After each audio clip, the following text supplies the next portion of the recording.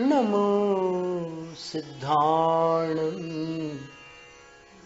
नमो आर्याणं नमो वज्झायाणं नमो लोय सव्साहुणम् एसो पंचनमो यारो सव्पावपणासनो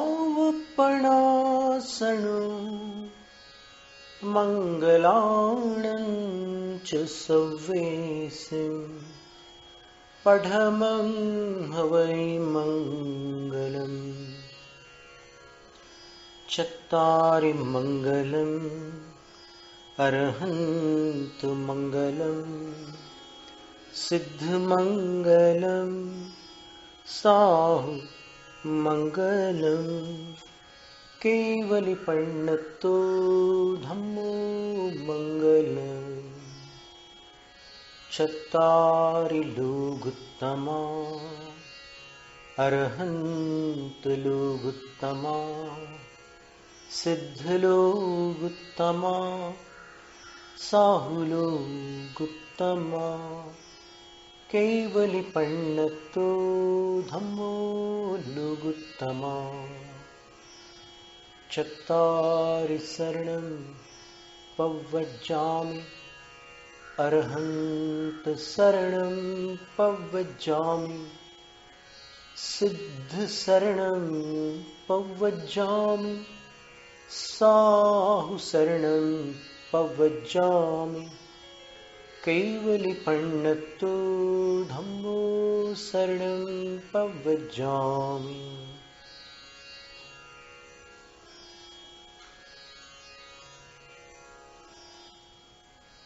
महामंत्र के पद, अक्षर, मात्राएं, व्यंजन और स्वरों की अपन ने गणना की थी।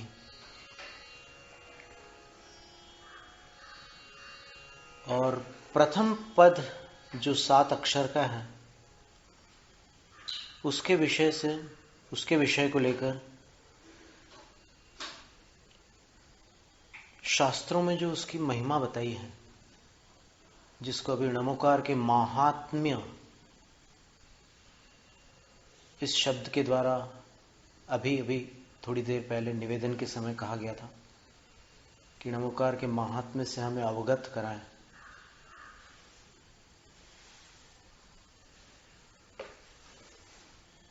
तो उस विषय में हमने 2 उदाहरण दिए थे।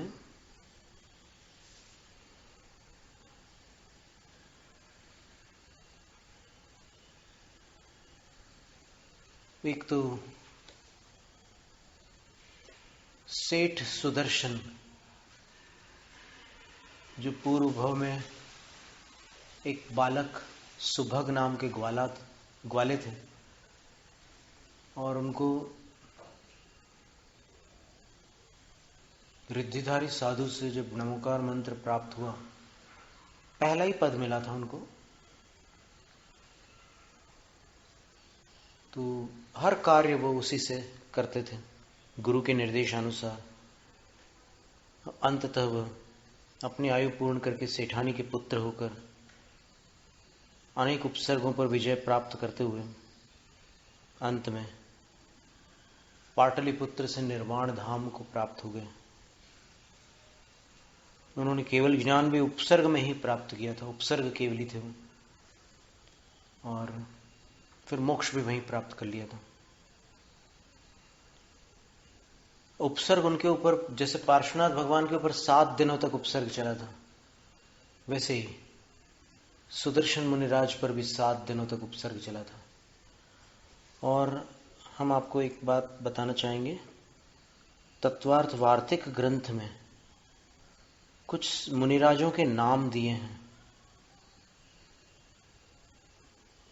तो उन नामों में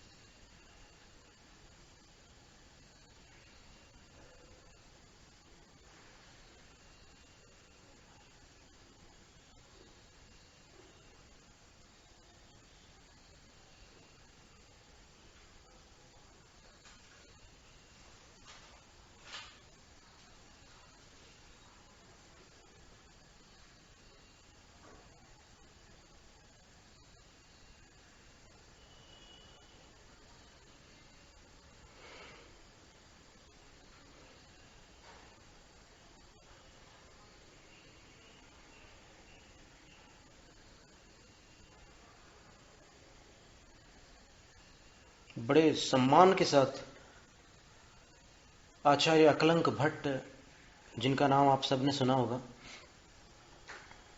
जो अकलंक निष्कलंक दोनों भाई थे और बड़े संकट के समय उन्होंने जिन शासन की प्रभावना की थी और जिन्होंने देवी को शास्त्रार्थ में पराजित किया था। 6 महीने तक शास्त्रार्थ हुआ था और अंततः उन्होंने देवी को पराजित कर दिया था। कितना अद्भुत ज्ञान होगा! 6 महीने तक शास्त्रार्थ करना कोई साधारण कार्य है? इतने महान आचार्य बड़े सम्मान के साथ जो 7 अक्षरों की आराधना करने वाले उस गोप बालक सुभग के अंतिम भाव का जो सुदर्शन नाम है उसका स्मरण कर रहे हैं। देखिए, संसारस्य अंतः कृतो यैस्ते अंत कृतः, जिन्होंने संसार का अर्थात अपने चारों गतियों संबंधी भव भ्रमण का अंत कर डाला, वे अंतकृत कहलाते हैं।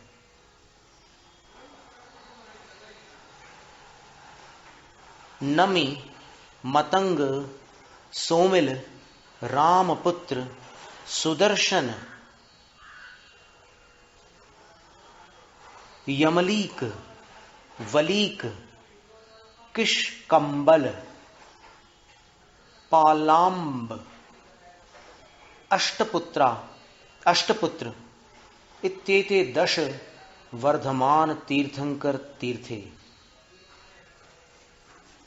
ये बहुत बड़ी बात है कि प्रत्येक तीर्थंकर के काल में केवल 10 ऐसे साधु होते हैं जो भयंकर से भयंकर संकट पर विजय प्राप्त करके 8 कर्मों का नाश करते हैं। उन 10 में सुदर्शन नाम आता है, जिन्होंने केवल नमो अरहंताणम इस पद की आराधना की थी और बड़े बड़े उपसर्गों को जीतकर निर्वाण धाम में विराजमान हो गए।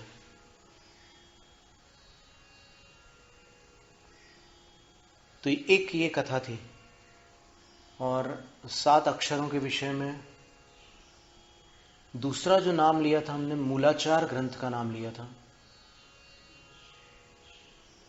मूलाचार ग्रंथ में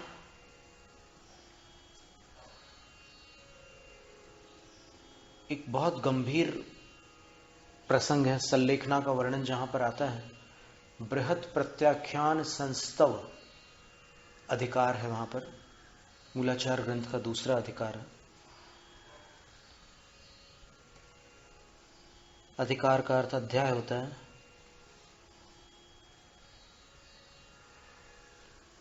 उसमें एक प्रसंग आया कि जब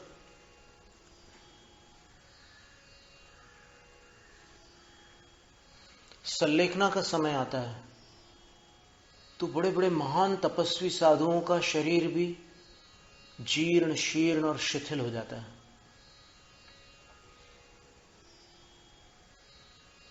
जो साधु इतने शक्ति संपन्न थे कि जिनकी शक्ति के सामने इंद्रादिकों की शक्ति भी दुर्बल पड़ जाती थी, इतने शक्ति संपन्न जो साधु होते हैं वो भी सल्लेखना में जब 12 वर्ष तक एक निश्चित क्रम से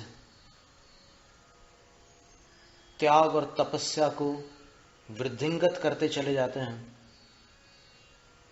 तब आचार्य महाराज ने उस प्रसंग में लिखा है कि वो अंत में क्या साधना करते होंगे, मरण काल में, मरण से पूर्व वो साधु क्या करते होंगे।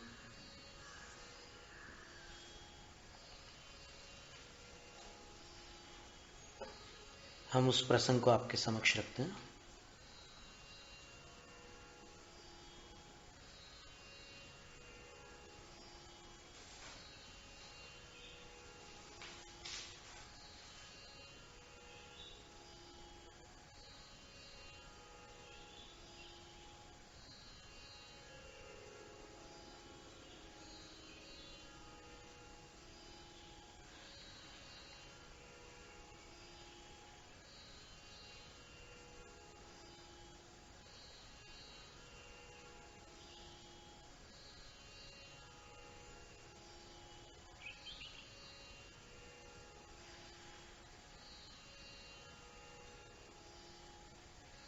मरण के समय कैसे महामंत्र काम कर जाता है।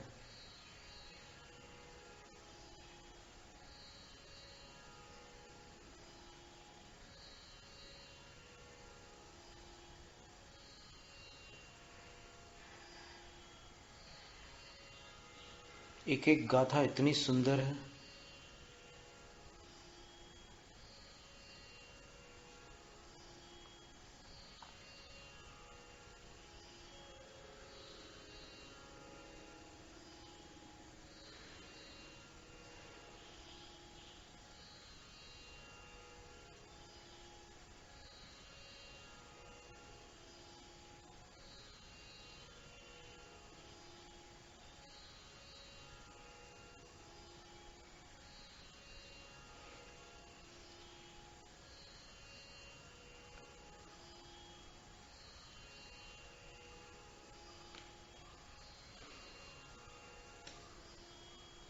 हन्तूण राय दोषे छेतूण अट्ठकम संखलयम जम्मण मरण रहट्टम भीतूण भवाय मुच्चहिसी।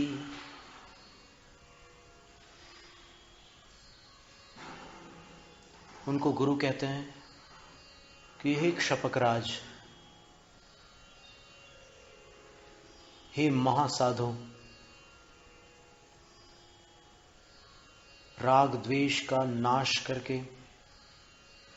8 कर्मों की सांकलों को काट करके जन्म और मरण का जो ये घटी यंत्र है, ये जो फेरा है, ये जो चक्कर है, रहट बोलते हैं उसको, उसके टुकड़े टुकड़े करके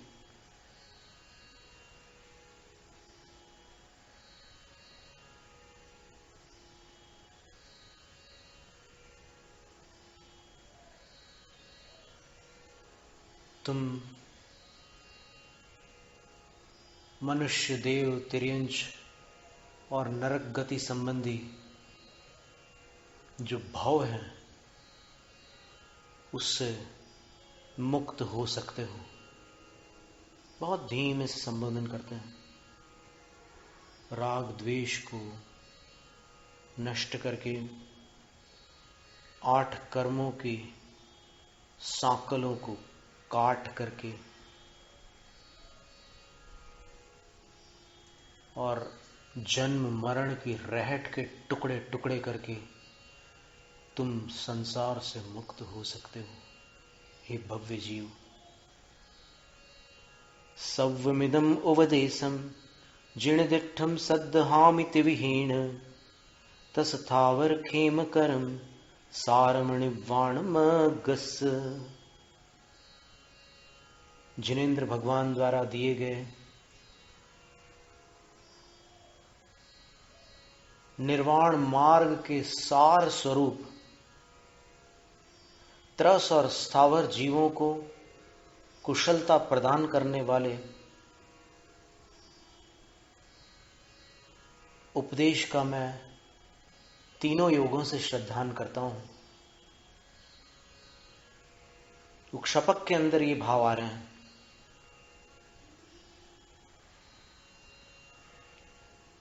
और वो क्षपक श्रुत केवली है।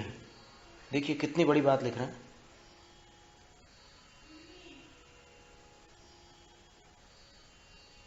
इतना ज्ञान है उनके पास कि उससे अधिक ज्ञान होना संभव ही नहीं है। केवल ज्ञान से पूर्व ये सर्वोपरि ज्ञान है। आगम का संपूर्ण ज्ञान उनके पास है। लेकिन फिर भी आचार्य लिखते हैं कि वो उस समय श्रद्धा कर रहे हैं जिनेन्द्र भगवान के वचनों पर। वो अंदर ही अंदर कह रहे हैं कि मैं जिनवाणी पर पूर्ण श्रद्धा करता हूं। नहीं तम्मी देसे आले सक्को बारस विहो सुदत खंधो सवो अणुचिंतेदुम बलिना विसमत्थ चित्तेन।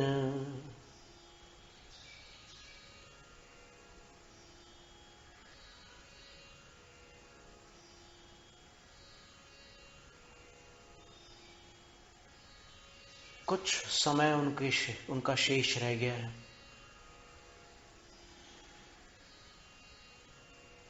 मनुष्य भव पूर्ण होने जा रहा है।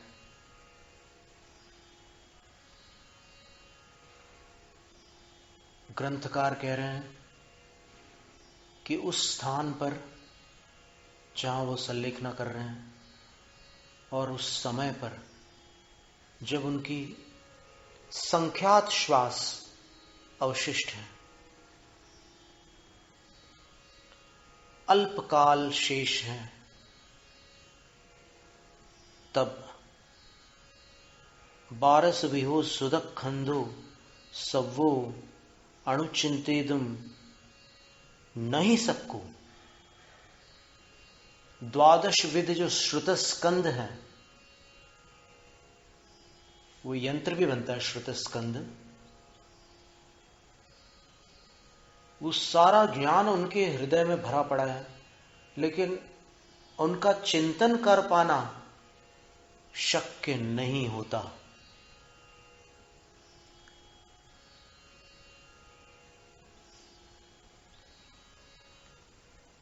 सब वो मतलब पूर्ण द्वादशांग का चिंतन शक्य नहीं होता। भले ही वो साधु बलिनावि समर्थ चित्तेण, बलवान हो और समर्थ चित्त वाले हो, उनका मन बिल्कुल जागृत हो, कोई गाफिलता ना हो, बिल्कुल सब चिंतन स्पष्ट रूप से करने की शक्ति हो उनमें, तब भी संपूर्ण जिनवाणी का चिंतन उस काल में शक्य नहीं होता।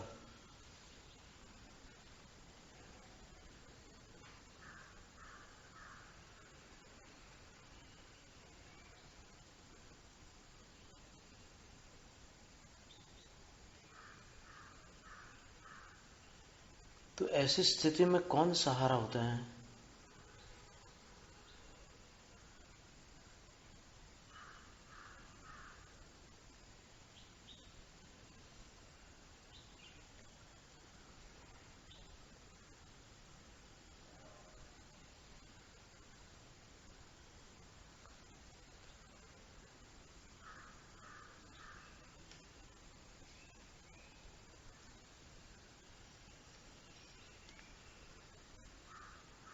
एक गाथा टिप्पण में दी हुई है, बड़ी सुंदर गाथा है।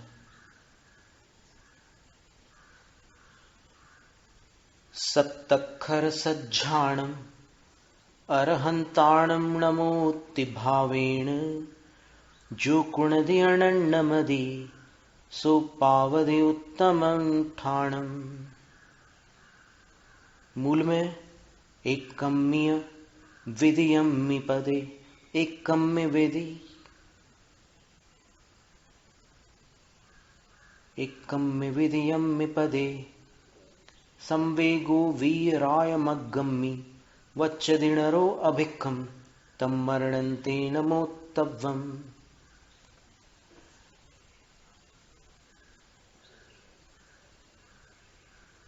नमोकार का वर्णन करते करते अभी अपन एक ऐसे मोड़ पर आए हैं जहां पर कोई साधु है, महाशक्ति संपन्न है, द्वादशांग के पाठी है, काय बल भी उनके पास विद्यमान है और मनोबल भी उनके पास यथावत है। तो भी आचार्य कह रहे हैं कि मरण काल में संपूर्ण द्वादशांग का चिंतन मनन मंथन अशक्य है। तो ऐसी स्थिति में मरण काल में वो क्या करते हैं? तो कह रहे हैं कि एकम्मि पदे विधियम्मि पदे वीयराय मग्गम्मि संवेगो नरो वच्छति अभिक्खम तम मरणन्ते नमोत्तव्वम। बोलते हैं कि नमोकार का एक पद पकड़ लो, विधियम्मि, अथवा दूसरा पद पकड़ लो,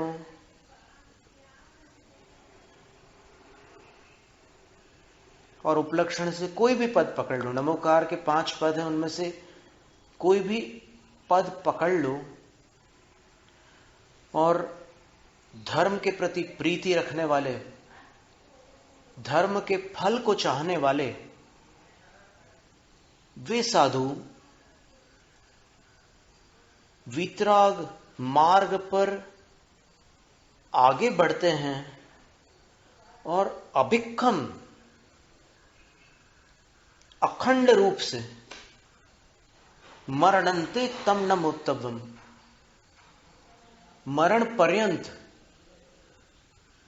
उस पद को नहीं छोड़ते, बस उसी पद में अपना ध्यान लगाकर रखते हैं।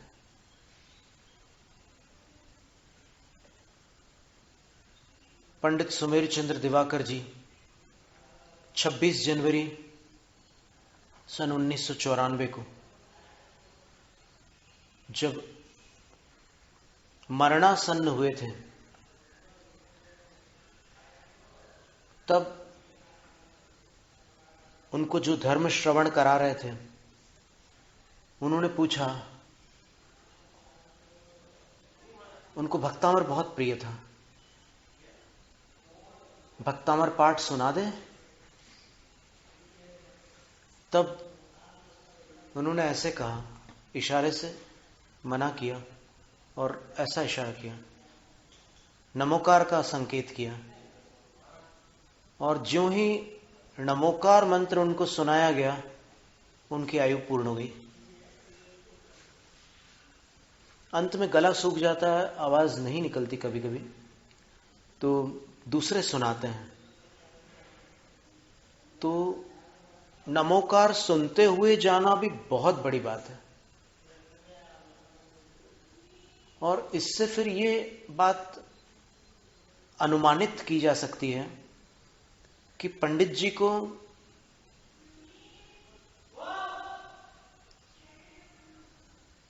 ज्ञात था कि भक्तामर यदि मैं सुनूंगा तो पूरा नहीं सुन सकूंगा, इसलिए वो नमोकार सुन करके चले गए।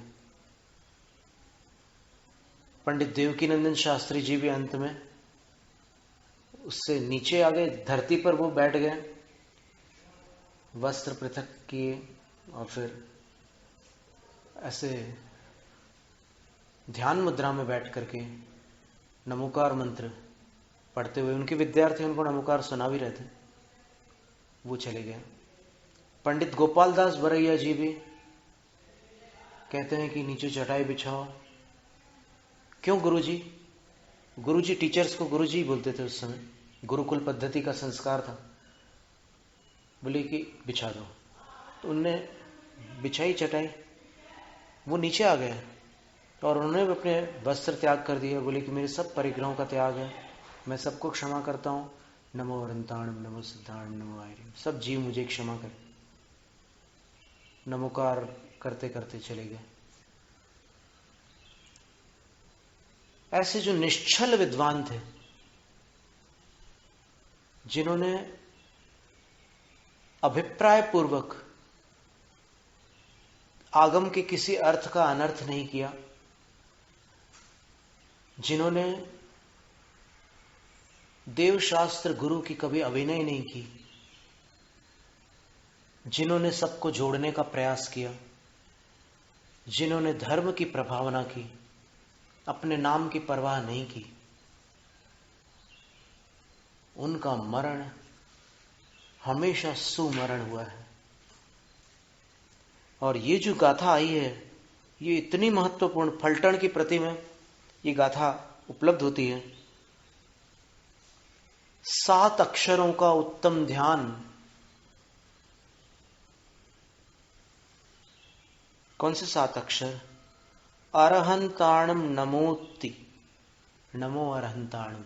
छंद में क्रम ऐसा लिखा है, ति भावेण जो अनन्नमदि कुणदी, जो अपनी बुद्धि को कहीं अन्य न भटकाते हुए श्रद्धा पूर्वक नमो अरहंताणम,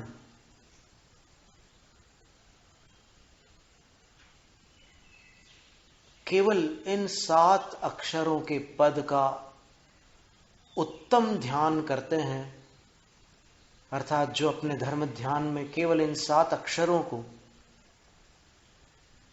अचल करते हैं,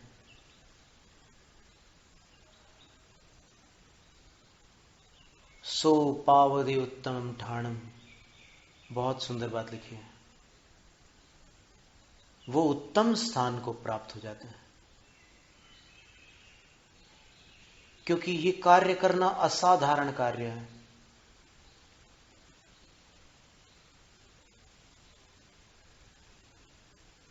और जो अपने आप को साधारण समझते हैं वही कर सकते हैं। असाधारण समझने वाले अभिमानी बन जाते हैं, और अभिमानी के बस की बात नहीं है।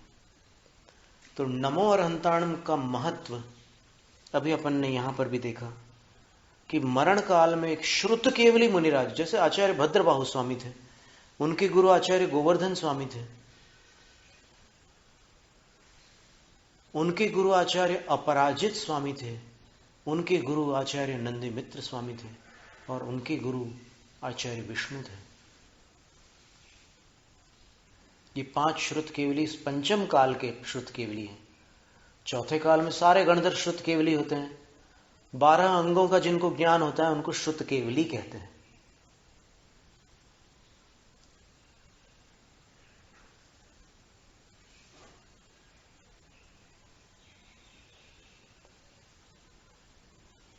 और श्रुत केवली के विषय में धवला की पहली पुस्तक में और समय पहाड़ की तात्पर्य वृत्ति टीका में आचार्यों ने लिखा है कि वो अल्पकाल में मोक्षगामी होते हैं। श्रुत केवली यदि मोक्ष चले गए तो उसी भव में मोक्ष चले गए, पर पंचम काल में श्रुत केवली होंगे तो मोक्ष उस भव में नहीं होगा। चतुर्थ काल में भी यदि संघनन मोक्ष के योग्य नहीं हुआ और श्रुत केवली पद प्राप्त हो गया, तब भी निर्वाण नहीं होगा, मोक्ष नहीं होगा, तो फिर वो तीसरे भव में मोक्ष चले जाते हैं। श्रुत केवली के विषय में एक नियम बताया है कि श्रुत केवली हो जाने के उपरांत संयम से पतन नहीं होता। एक तो संयम के साथ ही यह पद प्राप्त होता है, श्रुत केवली का पद, और अगर श्रुत केवली हो गए तो फिर उनका गुणस्थान 6ठे गुणस्थान से नीचे नहीं आ सकता। और दूसरा नियम यह बताया कि वो मोक्ष पर्यंत वापस मिथ्यात्व में नहीं आ सकते।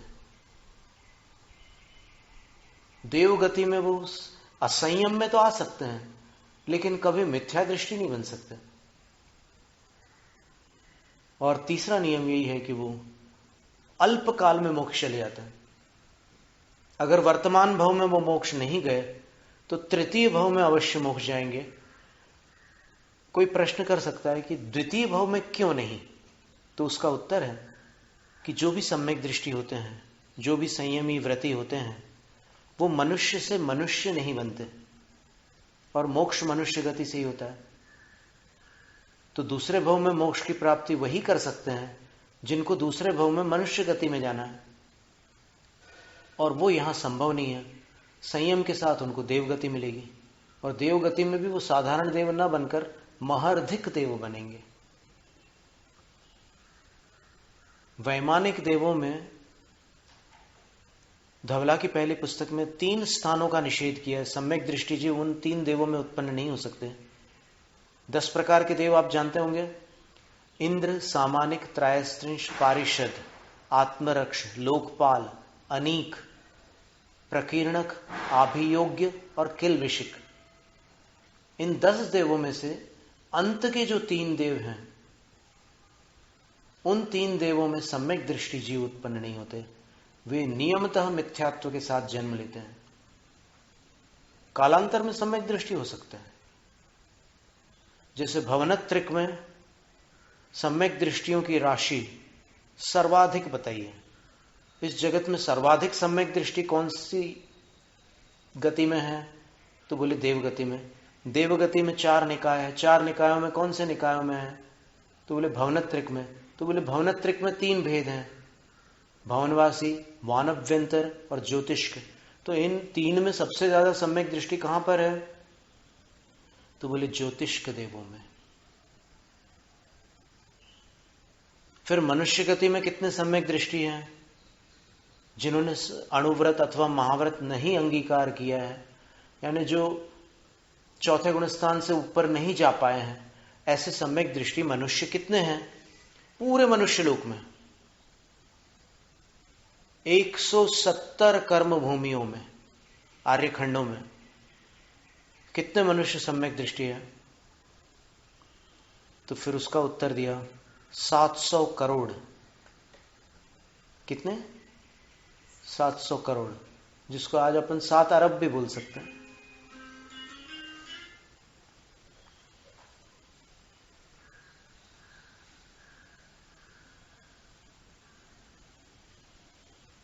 अंग्रेजी में देख लेना क्या बोलेंगे उसको। उतने सम्यक दृष्टि हमेशा रहता है। और उनमें कई ऐसे सम्यक दृष्टि भी हैं जो मां के गर्भ में है अभी, और देवगति से वो सम्यक दर्शन साथ में लेकर के आ रहे हैं। अथवा क्षयिक सम्यक दृष्टि कोई ऐसे जीव भी हैं जो नरक गति से, नरक गति में प्रथम पृथ्वी तक क्षयिक सम्यक दृष्टि जीव का गमन शक्य है, तो वो क्षयिक सम्यक दर्शन को लेकर मां के गर्भ में अवस्थित है, भी जन्म नहीं हुआ उनका। ऐसे सम्यक दृष्टि जीव भी हैं उन 700 करोड़ सम्यक दृष्टियों में। तो 7 अक्षरों की महिमा बताते हुए आचार्य महाराज ने लिखा है कि इन 7 अक्षरों का उत्तम ध्यान करने वाले, अपनी बुद्धि को यहां वहां न भटकाने वाले जो भी मनुष्य हैं, वे उत्तम स्थान को प्राप्त होते हैं।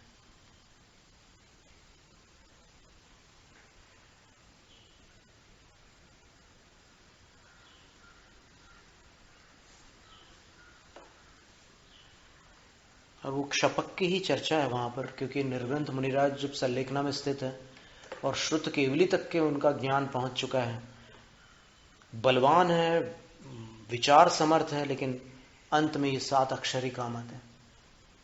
इसलिए नमोकार को साधारण नहीं समझना। कई बार ऐसा होता है ना कि कई साधु ज्यादा पढ़े लिखे नहीं होते, वो माला ही करते रहते हैं दिन भर।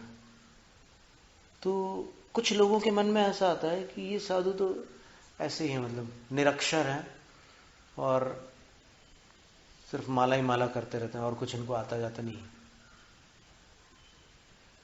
एक बात याद रखना, और कुछ अंत में काम भी नहीं आता है। अभी अपन ने क्या पढ़ा? वो केवल नमोकार ही अंत में काम आता है। तो फिर ये सब बातें अपन पता नहीं क्यों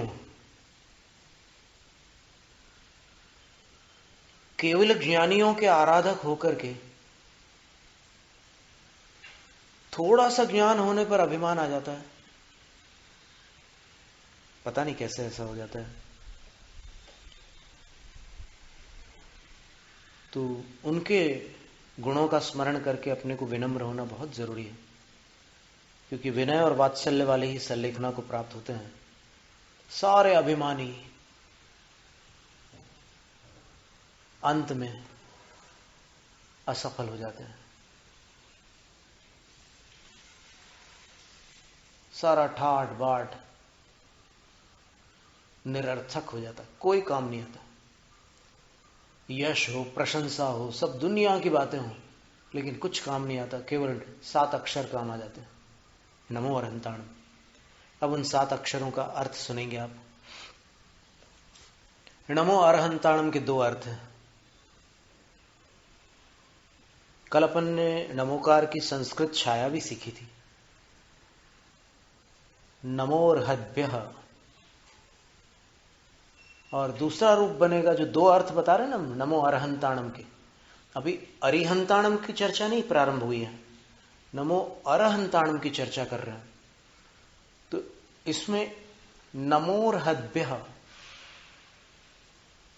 ये एक पद हुआ, और दूसरा पद होगा नमो रहंत्रिभ्यः। विग्रह करेंगे तो नमः अरहंत्रिभ्यः, अरहंत्रिभ्यः ऐसा रूप बनेगा। अब देखिएगा दोनों के सुंदर अर्थ हैं। धवल ग्रंथ की पहली पुस्तक में नमोरहद्भ्यः इस पद का अर्थ जो बताया वो ये है कि जो अर्हत है, अर्हत कौन है और अरहंत कौन है, दोनों में अंतर देखिएगा। अरहंत में क्या, ह के ऊपर रेफ, ह के ऊपर रेफ, और दूसरा अरहंत जो है उसमें र पूरा है।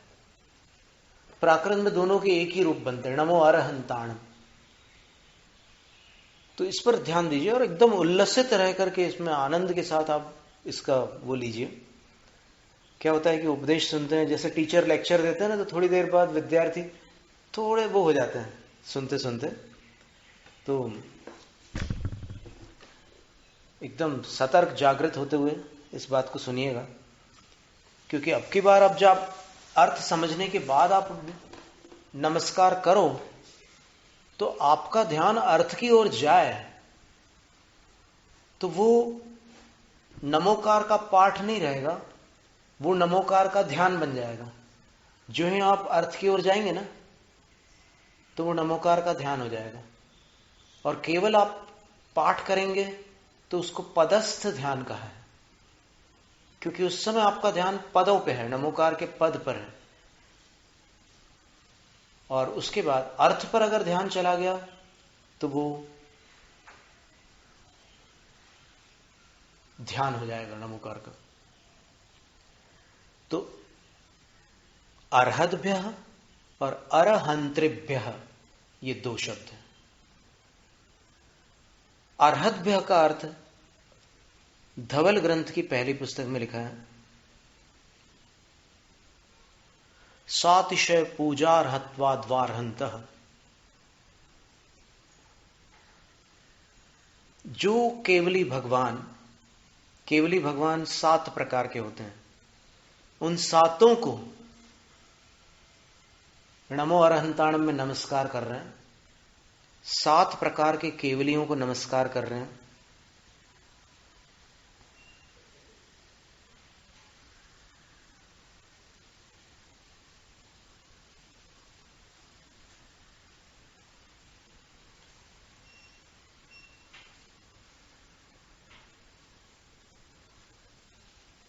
देखो कैसा सौभाग्य है कि वही पृष्ठ खुला है, जबकि हमने वो कोई अन्य उद्देश्य से खोला था पृष्ठ, और पृष्ठ वो खुल गया।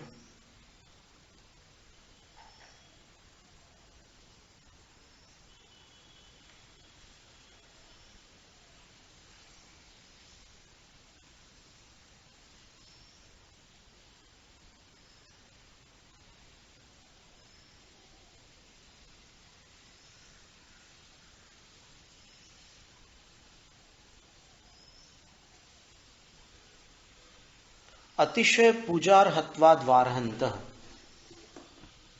पहले उन्होंने नमो अरिहंताणम का अर्थ किया, तो अरिहंताणम शब्द का अर्थ करने में लगभग 2-3 पृष्ठ चले गए। अपन पहले नमो अरहंताणम का अर्थ कर रहे हैं, तो उसमें उन्होंने अर्थ निकाला अतिशय पूजार्हत्वाद्वार्हन्तः, अथवा अतिशय से युक्त पूजा के जो योग्य होते हैं, तो उसके कारण वो अरहंत कहलाते हैं। यहां रेफ है ऊपर, प्राकृत में र पूरा ही लिखा जाएगा, संस्कृत में रेफ आ जाएगी। तो वो अतिशयकारी पूजा किन की होती है? तो इसमें आचार्य महाराज आगे लिख रहे हैं, स्वर्गावतरण जन्माभिषेक परिनिष्क्रमण केवल ज्ञानोत्पत्ति परिनिर्वाणेषु देवकृतानां पूजानां देवासुर मानव प्राप्त पूजाभ्यो धिकत्वादतिशय दतिशया नाम अर्हत्वाद योग्यत्वाद अर्हन्तः। स्वर्गावतरण, आप समझ रहे हैं? स्वर्गावतरण का अर्थ गर्भ कल्याणक होता है। फिर जन्माभिषेक, इस कल्याणक का नाम ही जन्माभिषेक दे दिया, जन्म कल्याणक। फिर परिनिष्क्रमण, परितः निष्क्रमण, निष्क्रमण का अर्थ होता है निकल जाना, छोड़ छाड़ करके चले जाना। परिनिष्क्रमण का अर्थ दीक्षा कल्याणक। और केवल ज्ञान उत्पत्ति, केवल ज्ञान की जो उत्पत्ति होती है, ज्ञान कल्याणक होता है। और परिनिर्वाणेषु, और परिनिर्वाण होता है द्रव्य कर्म से निर्वाण, भाव कर्म से निर्वाण, नो कर्म से निर्वाण। तो परितः निर्वाणम परिनिर्वाणम। और ये द्वंद्व समास में 5 की संख्या होने से अंत में बहुवचनांत पद है, निर्वाणेषु। इन 5 अवसरों पर देवकृतानाम पूजानाम अर्हत्वात् योग्यत्वात् अर्हन्तः, देवों द्वारा की गई पूजा के जो अर्ह अर्थात योग्य होते हैं उन्हें अर्हंत कहते हैं। अर्ह का अर्थ होता है योग्य। किसके योग्य? पंच कल्याणकों में देवों द्वारा की जाने वाली पूजा के योग्य वो अर्हंत होते हैं।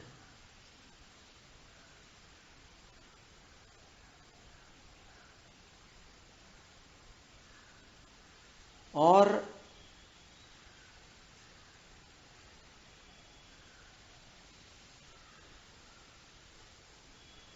इनको अतिशय क्यों कहा? अतिशय का अर्थ होता है बढ़ करके। सामान्य जो घटनाएं होती है उनको अतिशय नहीं कहते हैं। जो उन घटनाओं से बढ़ करके कुछ अलग सी घटना हो जाती है उसको अतिशय कहते हैं। तो यहां क्या कह रहे हैं? देवासुर मानव प्राप्त पूजाभ्य, देवों के द्वारा, असुरों के द्वारा, मानवों के द्वारा प्राप्त पूजाओं के कारण अधिकत्वात्, वो जो पूजा होती है वो सामान्य पूजाओं से बढ़ करके होती है। तो इसलिए उन पूजाओं को अतिशयानाम, अतिशय कहा है, अतिशय कारणी पूजा कहा गया है। और तीर्थंकरों के 34 अतिशय भी होते हैं। तो उन सब के पंच कल्याणकों के समय होने वाली देवताओं द्वारा कृत पूजाओं के योग्य और जो 34 अतिशयों के योग्य होते हैं वे अर्हंत होते हैं। तो इससे स्पष्ट हो गया कि अर्हंत तो केवल तीर्थंकर होते हैं। तो 7 प्रकार के केवलियों में नमो अर्हंताणम में यदि अर्हंत, इसकी छाया, संस्कृत छाया अगर आप रेफ वाले ह के साथ करते हैं तो फिर उसमें केवल तीर्थंकरों को नमस्कार है।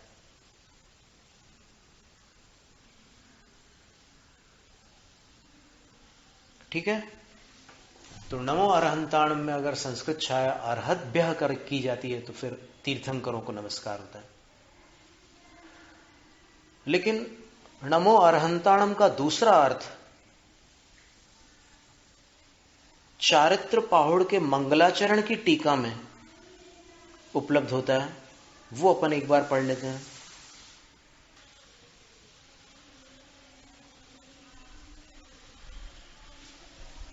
अर्हंता शब्द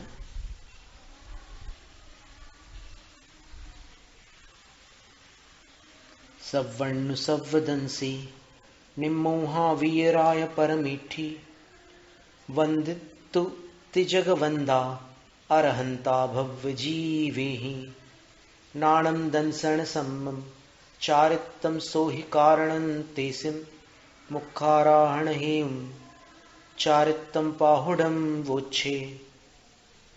सर्वज्ञ, सर्वदर्शी, निर्मोह, वीतराग, परमेष्ठी, तीनों जगत के लिए वंदनीय,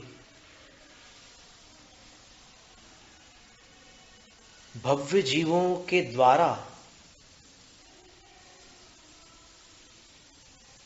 वंदना को प्राप्त अरहंतों की मैं वंदना करता हूं।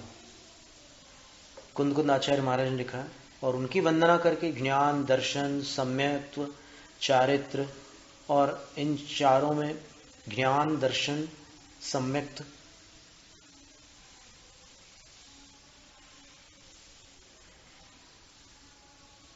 चारित्र, इनकी शुद्धि के कारण और मोक्ष में कारणभूत, मोक्ष की आराधना में हेतुभूत चारित्र प्राभृत ग्रंथ को मैं कहूंगा।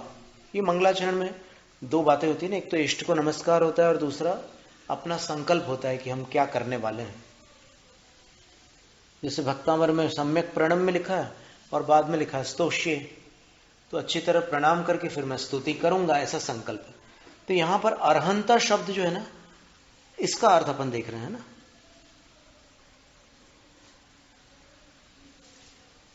अरहंता,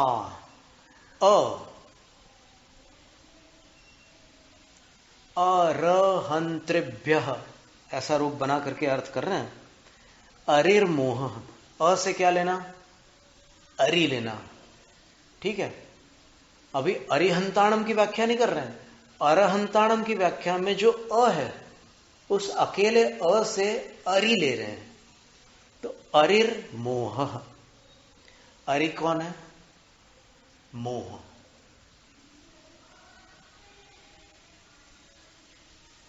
संसार के अनंतानंत जीवों का एक ही शत्रु है, मोह। और रकारेण रजो लभ्यते,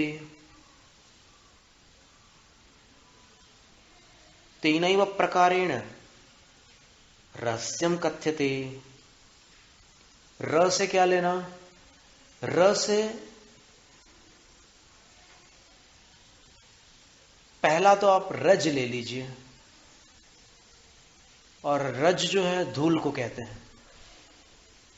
तो अपनी आत्मा पर कौन सी धूल लगी हुई है, तो सभी पूर्वाचार्यों ने एक मत से कहा है कि वैसे तो कर्म रूपी धूल लगी है, पर ज्ञान और दर्शन पर जो धूल आच्छादित है वो ज्ञानावरण और दर्शनावरण, ये जो दो कर्म है ये वास्तव में रज है, अर्थात धूल है। मोह तो शत्रु है, ज्ञानावरण और दर्शनावरण रज है। और र से एक दूसरा भी शब्द निकलता है, रहस्य। रहस्य का अर्थ होता है कुछ हो जाए लेकिन अपने को पता ना चले कि ये कैसे हो, इसका राज क्या है ये समझ में ना आए। तो आचार्य कहते हैं कि वो कौन सा कर्म है जिसको रहस्य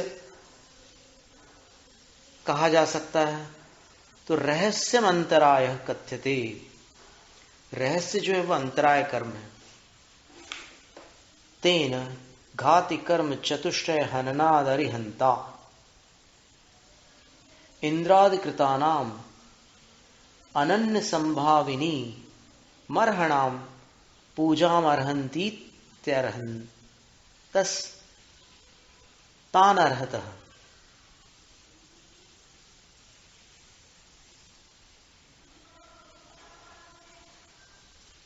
तो इन चार घाती कर्मों से जो ऊपर उठ चुके हैं, इनका जो हनन कर चुके हैं, हंति इति हंता, हन धातु में त्रिच प्रत्यय करने पर हंता शब्द बनता है। तो हंता, हंतारो, हंतारा, ऐसे एक वचन, द्विवचन, बहुवचन इसके पूरे रूप चलते हैं। तो अरहंत्री, अरे रजसोः रहस्यस्य च हंता इति अरहंता। दोनों र को एक में ले लिया, रज को और रहस को एक ही र में ले लिया, और अ को भी उसमें मिला दिया, तो अ और र मिलाने से अर हो गया। और अ और र के जो हंता है वो अरहंत है। इस प्रकार नमो अरहंताणम का अर्थ होता है 4 घाती कर्मों के हंता। और 7 प्रकार के केवल ज्ञानी कौन से हैं, तो उनके नाम अपन आगामी सत्र में देखेंगे। आज अपन ने एक तीर्थंकर केवली का तो परिचय प्राप्त किया कि जो कल्याणकों से और अतिशयकारिणी पूजाओं से संपन्न होते हैं और उसके काबिल होते हैं, योग्य होते हैं, वो अरहंत तीर्थंकर कहलाते हैं। जैनम जयतु शासनम उदक चंदन तंडुल पुष्प कैश चरु सुदीप सुधूप फलार्घ्य कई धवल मंगल गान रवा कुले जिन गृहे जिन नाथ महं यजे जिन गृहे जिन सूत्र महं यजे जिन गृहे जिन सूरि महं यजे ओम ह्रीं ओम ह्रां ह्रीं ह्रूं ह्रौं रः अर्हत सिद्धाचार्योपाध्यायेभ्यो अर्हत सिद्धाचार्योपाध्याय सर्व साधुभ्यो जिनागमाय च अनर्घ्य पद प्राप्तये देवशास्त्र गुरुभ्यो अर्घ्यं निर्वपामीति स्वाहा। जैनम जयतु शासनम।